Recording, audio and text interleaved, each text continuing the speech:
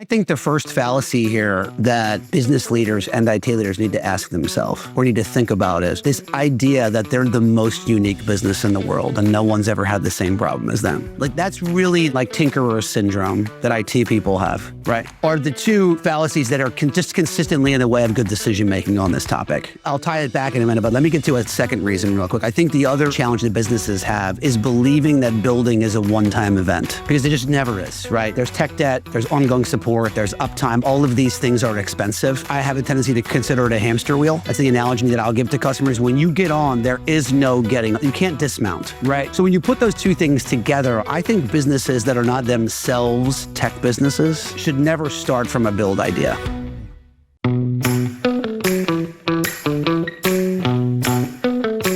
Welcome to In Other Words, the podcast from Phrase, where we speak with leaders shaping how global businesses grow, scale, and operate. Today's guest is Scott Kinka, Chief Strategy Officer at Bridgepointe Technologies and host of his own podcast, The Bridgecast. Scott is a 30-year technology veteran, former startup founder turned private equity exit, and the person responsible for the partner ecosystem that over something like 12,000 businesses rely on to make technology decisions. Impressive. He also started his career as a working musician, but much more on that later. So in this episode, we'll examine and explore how technology choices shape global growth, why build versus buy decisions carry more long-term consequences than most leaders expect, and how partner ecosystems determine whether technology investments create value or just more complexity as businesses expand across markets. And finally, we will cover, because we have to in today's world, how AI is reshaping advisory relationships in this case. Scott, it's great to have you on the show.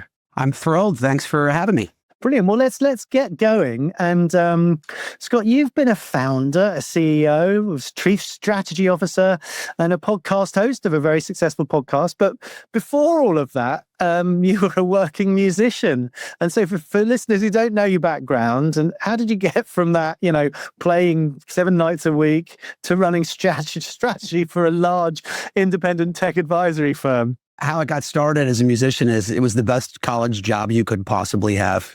I mean, that's really what it was. I was in high school, in a bar, underage, playing music, and some guy walked up and said, if you do everything I tell you to do, I can have you working all summer. And all I'm thinking about is how I was going to pay for college starting, that September.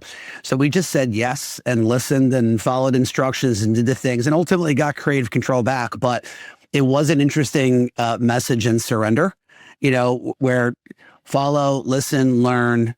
We were a bunch of kids who had no idea what we were doing. Ultimately that became something that took me through college, took me through graduate school. I was still playing early in my career. It was never my intended path to be a full-time musician. But again, my friends were flipping burgers and I was playing music and getting free beer. So it was awesome. But a lot of business lessons, learned in that. And I'm sure we'll get into those over the course of the, day today. But what really happened was that, I studied marketing, actually in college. It was in early 2000s. And, how I landed here, frankly, is, I was trying to market my band. I was working in a small advertising agency. It's 2005. I'm like, these web pages sound like a cool thing. Let me go be the one person who knows how to build them in my firm. And then that became a consulting company, which became a stint working for a CLEC. As if you remember those days in the mid 2000s, nobody knew who was supposed to build their webpage, whether it was their marketing company or their ISP.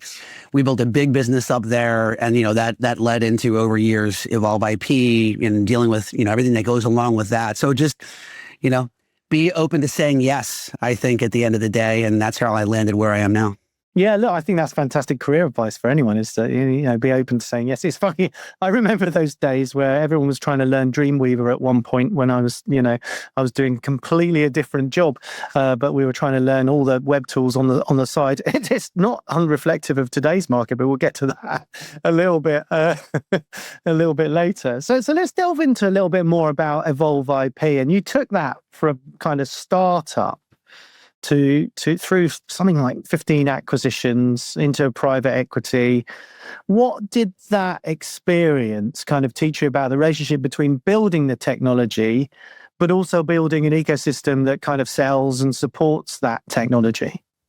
I had been working for a CLEC before that we, I'm building new tech into a telco. And, I was there during the dot bomb, right? So 2000 bankruptcy, bring it out, fix it up, sell it to private equity, leverage that experience to build a friends and family, investment group along with partners. I mean, I was a founding partner there.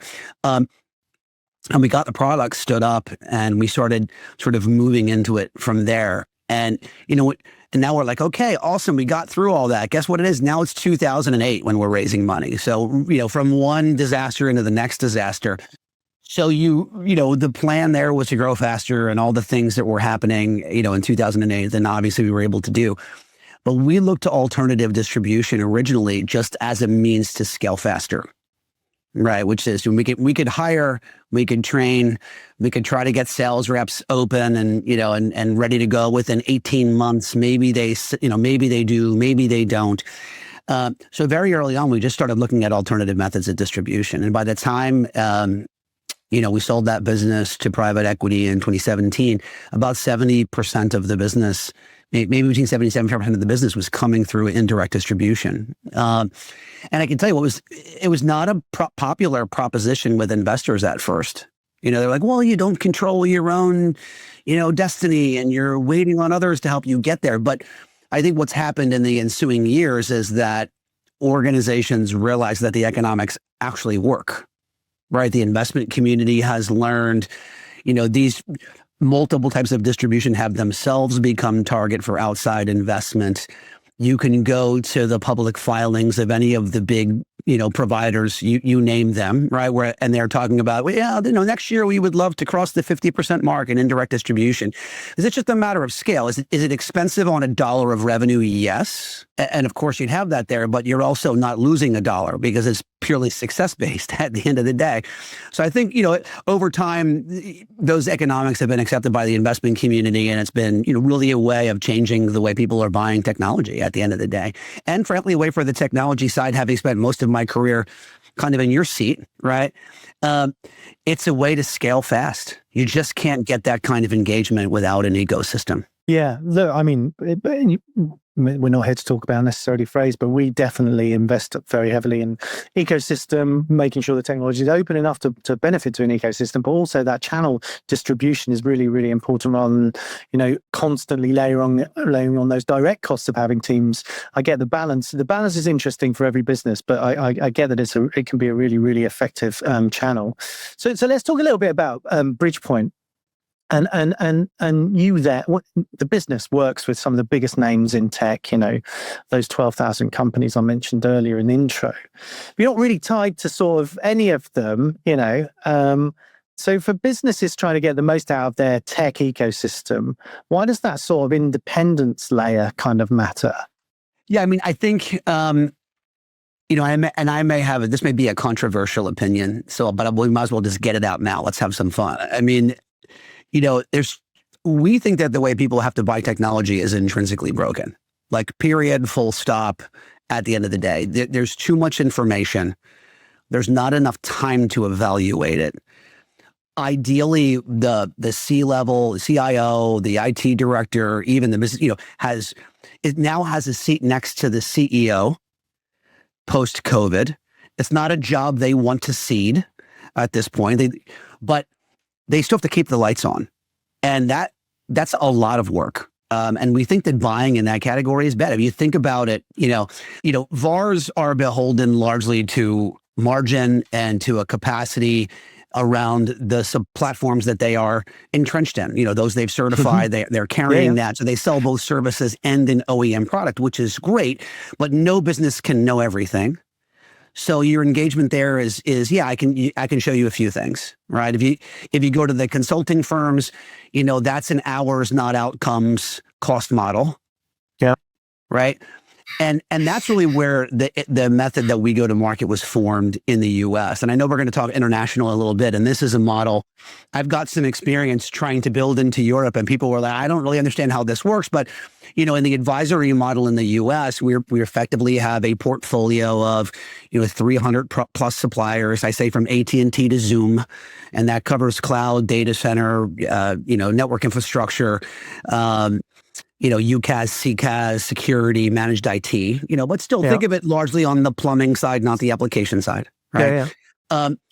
These providers pay us residually, frankly, and we don't hide that fact because we also don't charge for our time, right? So the idea is, it's a model where the customer and the advisor, much like you see in insurance and you see in financial products, are beholden to each other. If you're not satisfied with the supplier, I don't get paid next month either. So it's definitely a different model. It spawned out of kind of the divestiture of local and long distance to the baby bills in the U.S. It's spawned, and it's since grown kind of into multiple categories.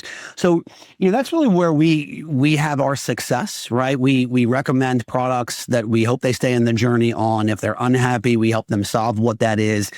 It's not a resale motion. The customer is ultimately signing an agreement with the end supplier. But if you're not happy, we don't get paid for effort that we've already put in, at the end of the day. So for us, it's a model that, it's accepted largely in the U.S. I think there's a challenge, obviously, that's a model that's not as well known internationally, but I think that it should be. And as platforms like Bridgepointe are growing in the U.S., it's impinging, I would say, into other geographies and becoming an opportunity. As our customers in particular, we've gone significantly up market over the last handful of years, and there are Fortune 25 customers of ours who lean on us to make decisions for them. Well, they have international technology decisions that they have to make. So very often we're going to suppliers and saying, yes, this is how we're having to educate on our model. Help them build an ecosystem if they want to do business with this large company in the U.S. who's choosing to transact this way. So very different, but in our world, that's really where the independence kicks in and where it's important. No, I love it. I think it's very interesting. I think let's explore the sort of global connection in a minute, because I think it's curious to me why that feels difficult. But let's come back to that later. But so when you think of ecosystems, and I'm no different. Executives tend to think of list of vendors or suppliers. Where do you see people getting it wrong? Because that feels like just a list of things that's kind of not deeply strategic in terms of the way you think about it. So what do you think people like me or executives get wrong about the strategic value of their partner relationships? I think independence and focus are not mutually exclusive. Right. And what I mean by that is, I made the point earlier, hey, a VAR needs to certify on 2 or 3 competing products and have their people be willing to deliver it because they're reselling it ultimately. And sure, we have a broader reach than that. The counter argument to that would be, well, you're not a specialist in any of them. And that's a fair argument, right? That you can make. I think the key, though, is focus. So, of course, we have those whom we are certified to implement. We have those with whom we have better economic terms. We have those with whom we have, frankly, more success in the field. But if I gave you the whole cadre of suppliers in a particular category and I pointed to who was more successful than not, you'd probably come up with the same list that I would, not sitting in my seat, right? Because it's really more of an indication of how successful they are competitively, frankly, in the market, right, as you go there. The flip side to what we have to focus on, and this is something that I caution our teams about all the time, I'm constantly saying, listen, when you are in the deal, you are not being paid to back the truck up. And what I think if you'll take the euphemism, right? But we're not backing up to the front door, opening up the truck and saying, I have it all. Just, what do you want? Come hop in with me. You need to be purposeful in your approach. And honestly, it's something that I can agree, frankly, on the deal killer coming my way, the objection handler for our emotion. Yes, we struggle with that every day. How do you make sure that you maintain independence, but also now specialism, that you are providing value to the client? Not saying, hey, I've got 3 quotes. Well, no, which one what are you actually recommending for us? Because again, we have to stay in the journey. And I think though that the recurring portion of the way that we're compensated is a way for us to ensure to the customer that we are making the right recommendation at the end of the day. That's it, because you're basically thinking about outcomes, and you're on the hook. You're on the hook for future. So it's a good way of balancing out that focus versus independence. So let's talk about your customer base a little bit, with the IT leaders predominantly, I would imagine, and you've said before. I've listened to some of the things you've talked about in your podcast and with the interviews you've done. IT leaders need to kind of decide whether they're plumbers or general contractors. Well, can you just go into that kind of distinction, and what does that mean for how organizations structure, particularly their technology partnerships? First of all, let me explain the topic, because I get this one comes up a lot, and I file that away in the controversial statement category, right? It's working, apparently. Thank you for noticing it. I mean, I think, listen, the history of being somebody who's worn that hat for a lot of my career, right? The history of IT is that, at first it was the job of keeping the lights on, and it reported to the CFO and the COO, and there wasn't value being derived from that function, seen as a cost portion of the business, right? And that's what I mean by plumber, right? Focused on infrastructure, network, security, empowering underlying technologies to some other business some other function that the business supplies or supports for their end customers. I think that role's changed. I sort of mentioned my feelings around the post-COVID opportunity, which is, IT's been brought forward in many cases to have the opportunity to be the general contractor. And I think that decision makers need to decide which one they want to be. And by the way, that's okay. You may be in a business where maybe you can't really be driving value to the bottom line. Maybe a business where, IT is truly just keeping the lights on. But most of your customers, and now I'll get to the ecosystem portion of this, kind of the advice for here, most of your customers don't really want to see that new seat they got in the boardroom. And they've proven value post-COVID. Right. So the plumbing becomes just that, right? That's the part where you outsource. The GC comes up with the plan. The GC builds the documentation. The GC decides how the house is going to look. And in this case, how the business is going to use their IT functions, assets, and investments to grow the business. And then that general contractor outsources the plumbing, because it is just that. It's got to work, and it has to be there, and you want to turn the faucet on, and it needs to be there when it's there. But ultimately, that's the place to bring in partner ecosystems. Yeah. Right. So, the advice I think to anybody that's trying to figure that out is figure out who your ICP is.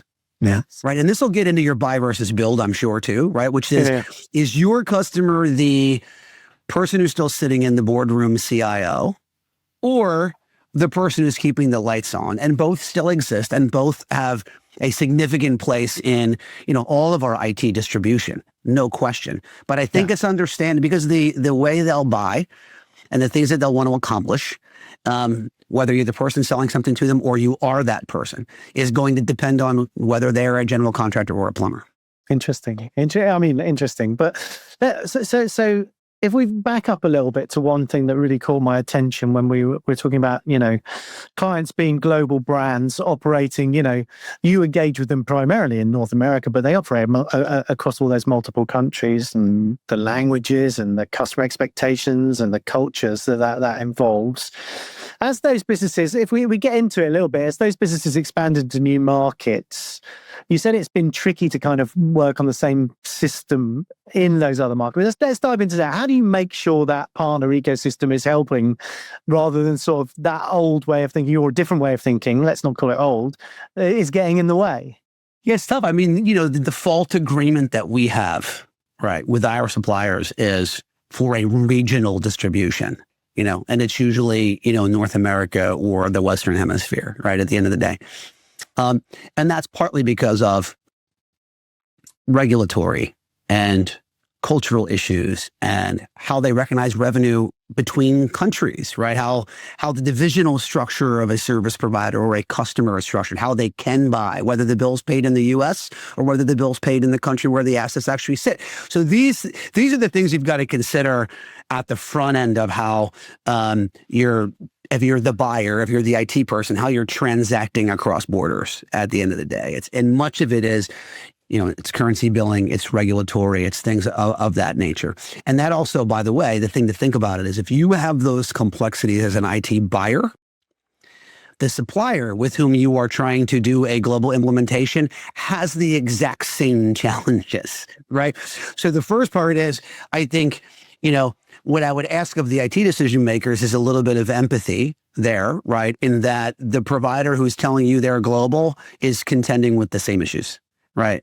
So that's the first piece.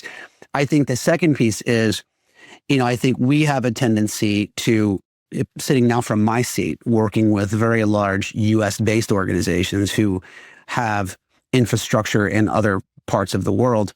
Now you've got a challenge I mentioned earlier about kind of our feelings around how we think IT purchasing is, maybe intrinsically broken. The people who are working with us are enjoying our model, right? Yeah. And they want to be able to use that model, or at least they've structured their IT operation to leverage our model. Now you go someplace else where the supplier, the local environment, the currency, the culture, whatever, won't support that methodology, same kind of thing. So we do find ourselves very often. I mean, I was recently working on a global data center project. So we do quite a bit of what I would consider to be real estate work. It's very hard right now. If you are a Fortune 25, 50, 100, to buy data center space because you're competing with the hyperscalers first and the AI companies second, right? Yeah. And in fact, some of them, including some of the AI companies, use us for this because they're trying to take down large swaths of power and physical space at the same time.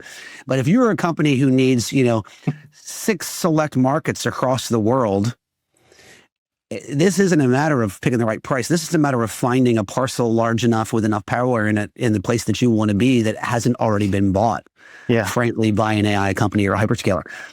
So we do quite a bit of that work, but then we get to the supplier and they're like, this is awesome. I now have an opportunity with insert, iconic US brand name here. Yeah. Right? Yeah. And they're like, well, what are we going to do that? They're like, well, this is how we transact. We're not going to charge you anything up front. We don't resell you. You will contract directly with them.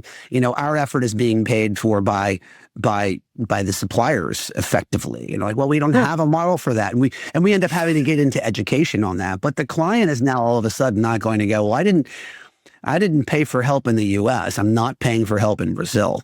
Sure. We can do a whole different model there. No, they've chosen a way and they've architected the way they spend around the specific way to go to market. So that's really where our challenge is a little bit of education and sort of pushing this model out, into other regions. But I think we've really just kind of gotten to ubiquitous acceptance across almost all technology categories in the US after 20 some odd years. So I think that's coming. Yeah, well, look, I think that's opportunity, right? That's what you want. You want opportunity because you built up the business. Opportunity, global opportunities where you're at. Brilliant. Okay, so let's take a little pause. We always have this mid-show moment where we ask our guests, what we call the inbox confession. So we ask you, Scott, and what is the one task, professional or personal, that you wish you could automate? You already said it in the intro, which is my inbox, which is an absolute disaster. We're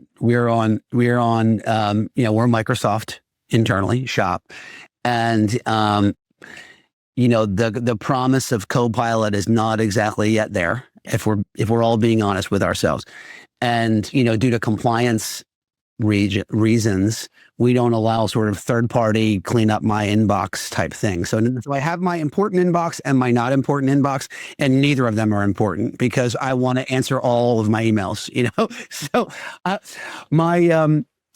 my personal AI assistant, whom I've named Jarvis, and my wife says is my unhealthy best friend, and my my in-work Copilot are used very frequently. I'm burning tokens like a madman, but I have yet to figure out how to use either of them to make my eliminate the 1.5 hours in the morning I have blocked out to try to catch up on email. Haven't gotten there yet. No, but keep going, because I think there is a much better chance of solving that these days, right? We're gonna get there, I'm sure. Yeah. Okay. And I think that has changed since I started asking that question. There's much more people using the tools that are available now to clean up things like inboxes or calendars or all of that, which is really interesting shift. And that's not long, that's in a year. So imagine what it'd be like. And exactly. Okay, right. Well, let's get back to it. And I know we promised to talk about the build versus buy kind of dilemma, I call it, but it's not necessarily a dilemma. It's just a choice. And you advise, those thousands or so businesses on technology decisions. And, it's no secret AI has made it feel easier than ever to kind of feel like you can build everything internally. And it strikes me that lots of successful businesses are kind of building upon a platform rather than just saying we're going to build everything ourselves. But that's my perspective. From what you're seeing, where does, firstly, that approach, we can just build it ourselves, fall into trouble, because that's not it's resurfaced, but it's not a new concept, right? Anyone who's been working in tech, it's an age-old return, Jason, to the same question. I mean, I think the first fallacy here that business leaders and IT leaders need to ask themselves or need to think about is this idea that they're the most unique business in the world and no one's ever had the same problem as them. Like that's really the, that and like tinkerer syndrome that IT people have, right?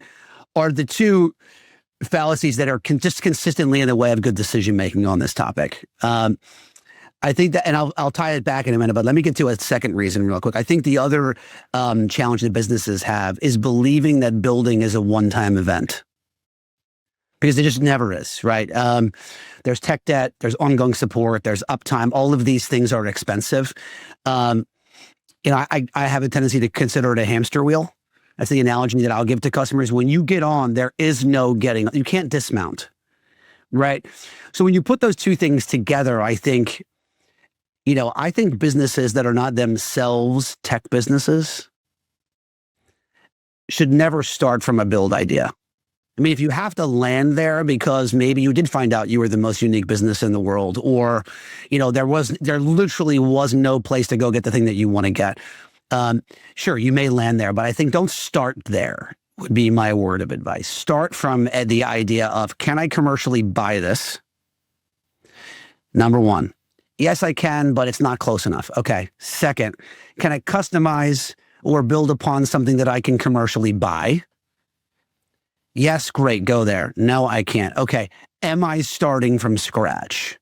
But the advice there on scratch is you really need to have an understanding of your ongoing expenses. Treating build like a project will only end in, frustration between the CIO or our director of IT and the CFO, frankly, because the costs never come off the board. Yeah, that TCO, total cost of ownership, is the thing you need to be thinking about at the beginning, right?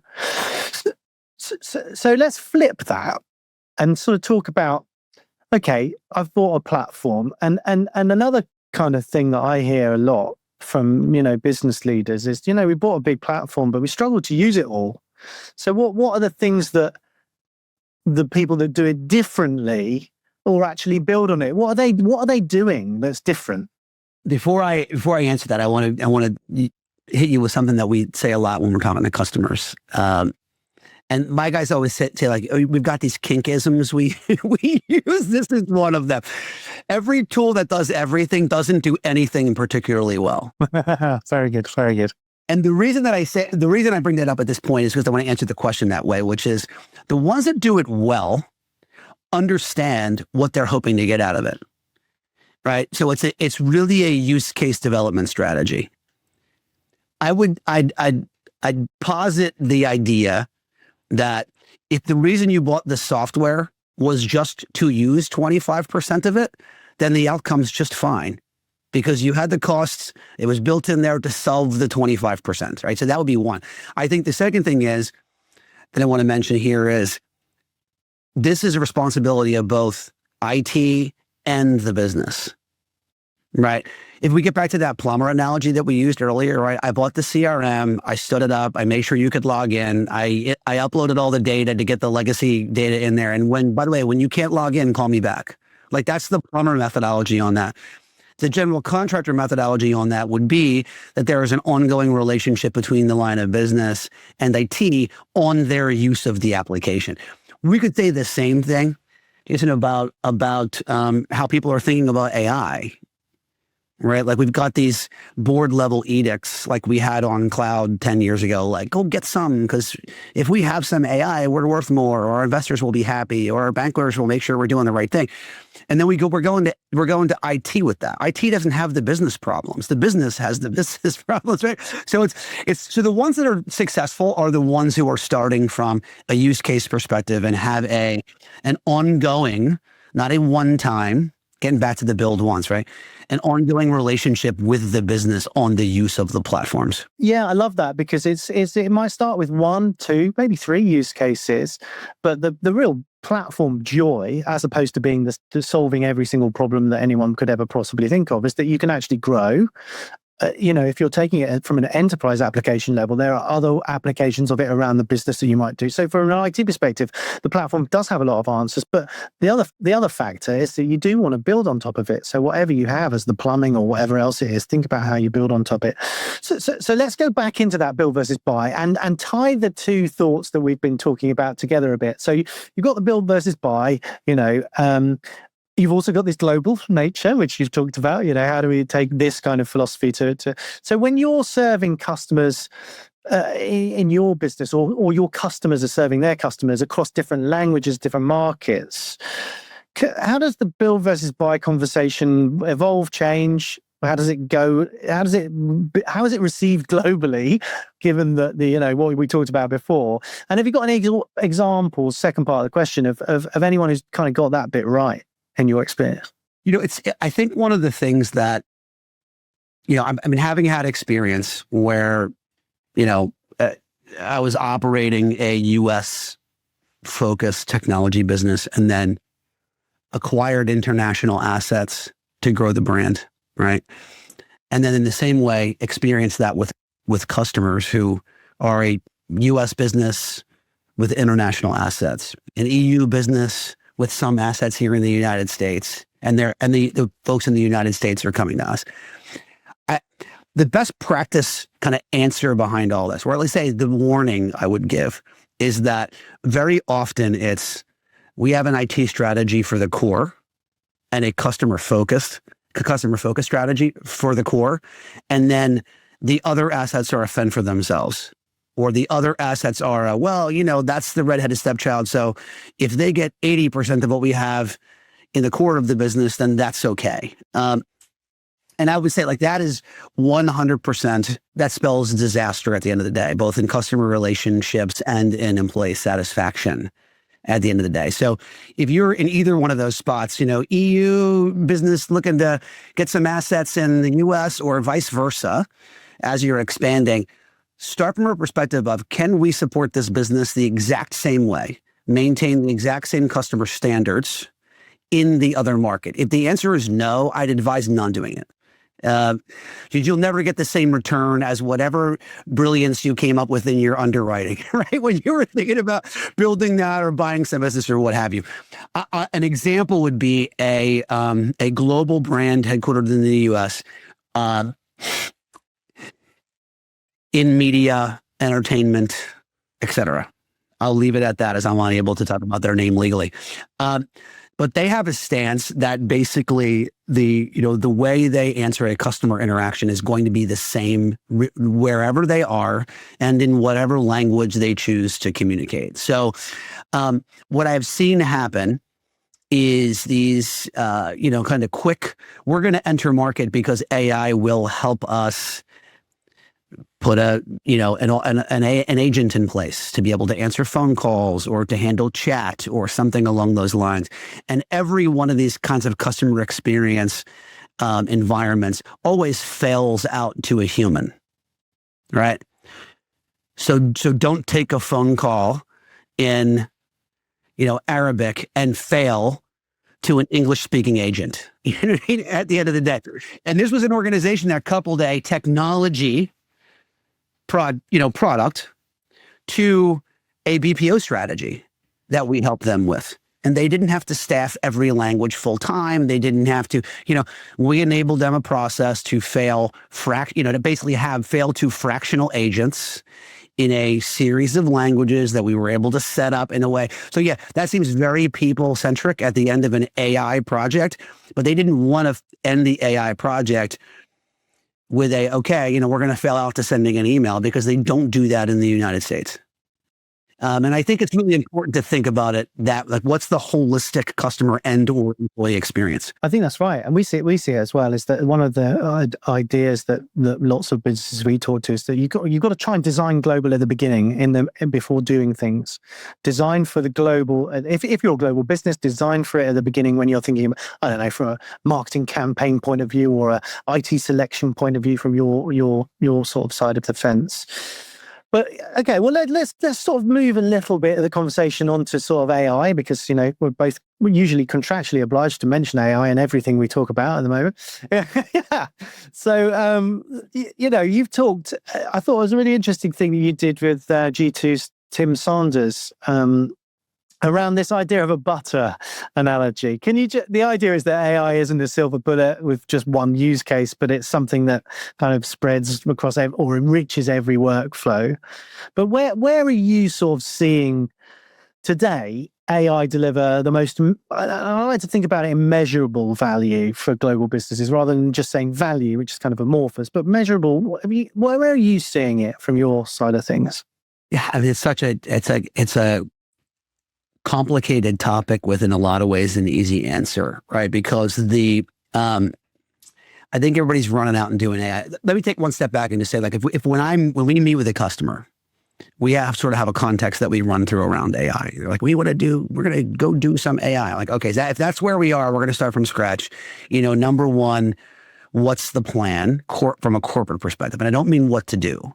I mean, how does business feel about AI? How does it feel about, equity? How does it feel about bias? How does it feel about hallucinations? What business risk are we willing to take? If we adopt it, what does the business hope to accomplish kind of culturally over some period of time? And then that ultimately leads to a governance statement that the business agrees on. All right, so now we know what we can start thinking about. The second thing is, we always advise to move to literacy first. If you have Copilot, decide you want to turn it on. If you want to support ChatGPT, okay, because your employees are doing it on their own. And by the way, don't slap them on the wrist. That's not the way to do this, because the people who are experimenting on use cases that you don't know about, right, in their job. So, and that is ultimately then, that's what I was stepping you through, is the answer to the question, right? Which is, if you do the good diligence work of saying, this is our plan, here's how the company thinks about AI. And then you go, we're going to figure out some way to support experimentation. And that can be super formal or super informal, provided you've got policy around it. And then you've got to suck out of those users who are trying to solve the needling small problems in the business, the opportunity to find what I would say to you, find a boring, right, single data set, easy to solve problem that you can build agent and process around. Because the literacy portion is hard to get an ROI on. Right. You can just say, hey, all of our employees are more productive. Well, the CFO only cares if that means there's more revenue or less employees, neither of which is likely to happen. Right at the end of that, you're just going to expect more. So yeah, you can say this thing took me this less amount of time. Again, I have a balance sheet. It's not showing up there. There's not something there. But you still need the literacy across the business to surface the 40, 50, 100 small, boring, single data set things you can automate from an agent perspective. And that's really where we're seeing, high value coming out of. They're not complicated things. It's almost like you're using the AI carrot to find the things you can go solve. Yeah, it's interesting, isn't it? So you've got almost the rising tide. You've got to get that rising tide, because you will get, it's almost like you have to philosophically accept that you will get productivity gains like you've never had before, but it's going to be difficult to measure. But you also need those kind of things at the bottom going, okay, well, here's some things that we can measure and we can prove value. So that means that we keep doubling down on how we're going to do this. I love it. I love that idea of risk and governance, because that's always a thing that I think comes up, right? No, totally. And before you move on, I'll give you an analogy. I was just speaking at an event in Dallas yesterday, actually, where we had a roundtable discussion about this with CIO leaders. And we were going through this entire conversation and they were arriving at this like, yeah, you're right. Like right now, AI is a cost center until it produces ROI. And I said, think back. I said, do you feel like your cost per employee is more or less now than it was pre-COVID? And they're like, less. I'm like, okay, fine. Because not everybody's at home and you have less office space and you have all those things. But there was a period of time at which you had 3 communication solutions, an entire network in the office that you weren't using. Like it costs you more to get to the transformation where we are today, which is, largely settled around some kind of variance of hybrid work, right? So you need to think about AI the exact same way. Your costs will increase for a period of time to get at eventually a demonstrable ROI, but you don't have, the other choice is not an acceptable one. Yeah, no, I love it. I think that's good. I think one of the other things that you sort of see, and it's that experimentation versus kind of chaos idea, is how do you avoid, or in your, experience, how do you avoid the fragmented AI tools and where every supplier brings, all of their different models and none of them talk to each other. Some of them are embedded in the platforms. You got one in marketing, you got one in sales, you got one in CS. How do leaders avoid that fragmentation? But also, I guess, to be pertinent to your previous point is, but you've got to allow for a bit of experimentation. It's a paradox almost. It's totally a balance. If you get back to that framework we were talking about earlier, there's some great data from Infotech, who is a kind of a niche-ier research firm you're probably familiar with. They're our research partner. And they do a CIO survey every year. And in this last year's one, there was some data that basically said 70% of CIOs prefer AI features that are embedded in their existing SaaS platforms. So we're always like, let's start with the turn on what you got rather than go buy. And look, maybe they're even less powerful platforms. We could easily make that argument. We all know that at the end of the day, Copilot is ChatGPT with the handcuffs on it, right? From a model perspective. But at least it's a way to get started. And at least there, that is domiciled in with the data on which it's going to be interacting. Like that's a simple first step as you go. But then, yes, finance wants to use Claude because it's super great at spreadsheets. And then, over here, we have this data lake that we want to build, et cetera. So I would say start there, evaluate your wins in the platforms that you already have. But I think one thing that people are, definitely there are different AI tools that are better at different jobs. Recommendation 1 is, don't let groups go off and do it outside of the paywall, right? Like always the paid version. And then really think about orchestration. I think one thing that people have a tendency to get concerned about where maybe they shouldn't be, where, if you've ever tried to build some kind of agent in any AI, agents across AIs are pretty friendly. I mean, AI does a really good job of talking to AI, right? That's one thing to consider. The second thing is really, we're starting to see these platforms emerge that really act like orchestrators. Right. So that it sits in the middle. They buy tokens on all of the models. It's still a per seat price. But IT now has the ability to say, over here, I'm orchestrating the data sources that you are allowed to inspect. And over here, I'm giving you access to tokens and multiple models to do some things in really a single conversational UI. And that's a way to kind of keep it inside the walls. Because if all you're doing is interacting with the same data set, with guardrails, then hopefully you can control some of that craziness. But make no bones about it. Your AI will be an AI of AIs, over time. And that will be something that IT will, be responsible for contending with. And it's definitely still shaping up, isn't it? I think that's the interesting part, the exciting bit, right? So let's get sort of towards the end now, I guess. But you talk about this idea of noise, and you close every episode of the Bridgecast with the line, "There's a lot more noise out there in business and in life. Do what you can to be the signal." I think.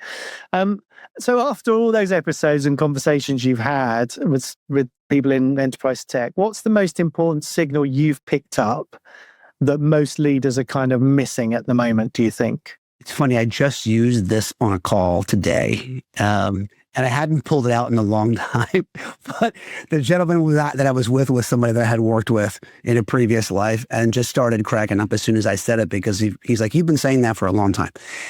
Don't suck on your own carbon dioxide.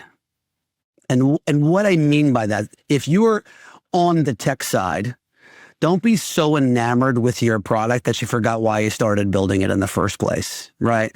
If you're in IT, don't be so excited about the mousetrap that you built that you know it works for your end users. You know, that, and again, the euphemism is just don't sit there and breathe in the air that you just breathed out. You need to understand who your customers are, whether you're an internal IT department or whether you're creating technology at the end of the day. But that's generally the thing that's missing. We get shot off with a great premise. And then somehow 5 steps down the line, we forgot why we were doing it in the first place. So that would be the main thing I think I would say. No, I think that's brilliant. So let's look at thinking about operations, global operations. Where do you think the biggest opportunity is right now for businesses that are willing to rethink that way that they operate globally? Yeah, I mean, I think we may have already gotten to it. I think part of it is really around consistency. I think you need to look for any area where you've accepted some lower level of service or some lower level of automation or what have you because it was hard. You know what I mean? And then say to yourself, A, can I solve that? And if it's unsolvable, does this market or this offer or this thing really make sense to the bottom line of the business? I mean, I look at sometimes international expansion in the 90s and the early 2000s in the same way I look at internet and in cloud, right? Where I think a lot of businesses did it because it was the first time that the world got small enough that they could. Yeah. But they didn't necessarily ask themselves whether they should. Right. It became the thing that investors got enamored with. And, we'll go do internet, then we'll go do cloud, then we'll go do international. Now we're going to go do AI. Like there needs to be a good business reason for it at the end of the day. And if an internet, so I hope it didn't sound like I'm answering your question like, hey, how do we standardize international? I'm saying don't do it. That's not what I mean. But I think the place to go is to really look at, don't accept good enough. Yeah. As it relates to standards across international operations. Yeah, I think it's now doing it substandard is a disadvantage, a competitive disadvantage. You can do it well. Just look at, and if you can't do it well, then there's a fundamental reason to not be in that market, as I say, if I'm paraphrasing. Yeah. So we're on the quick fire, last home stretch. And I was going to ask you about global growth in one word, but I think I've got the word, and you tell me if I'm wrong. This is a different way of doing it.